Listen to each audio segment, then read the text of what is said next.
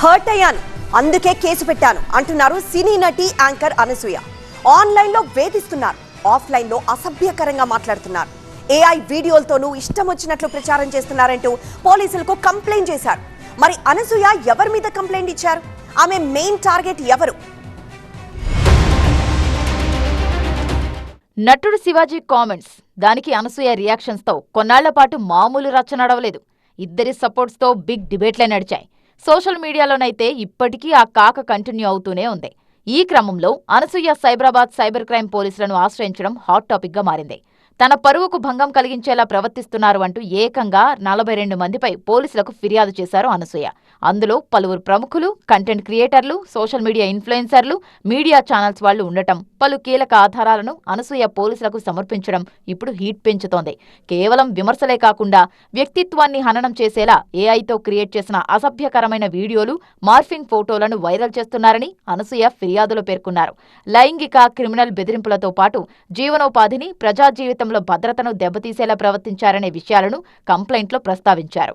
అనసూయ ఫిర్యాదును సీరియస్ గా తీసుకున్న సైబర్ క్రైమ్ పోలీసులు బిఎన్ఎస్లోని కఠినమైన సెక్షన్లతో పాటు ఐటీ చట్టం కింద మొత్తం 42 మందిపై కేసులు నమోదు చేశారు.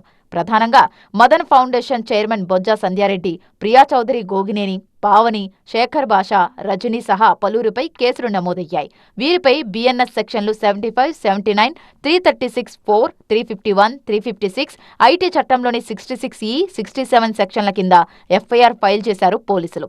అనసూయ ఫిర్యాదుపై స్పందించారు బొజ్జా సంధ్యారెడ్డి. మహిళల వస్త్రధారణ సరిగా ఉండాలని చెబితే తప్పేంటన్నారు. పద్ధతిగా ఉండాలన్నంత మాత్రాన కేసు పెడతారా అని ప్రశ్నించారు. భయపడే వ్యక్తిని కాదు, కేసులను ధైర్యంగా ఎదుర్కొంటానన్నారు సంధ్యారెడ్డి. కేసు ఎదుర్కొనే దమ్ము ధైర్యం నాకుంది. కేసులకు భయపడే వ్యక్తి సంధ్యారెడ్డి కాదు.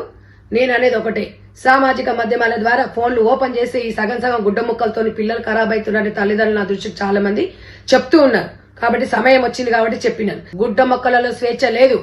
మన కట్టుబాట్లను, మన సాంప్రదాయాలను గౌరవిస్తూ ముందుకెళ్లాలని చెప్పేస్తే ఈ రోజు అనసూయ నా మీద పెట్టిన కేసులకు భయపడడానికి కాదు, ఇవాళ యావత్ ప్రపంచం గొంతునై నేను మాట్లాడుతున్నాను.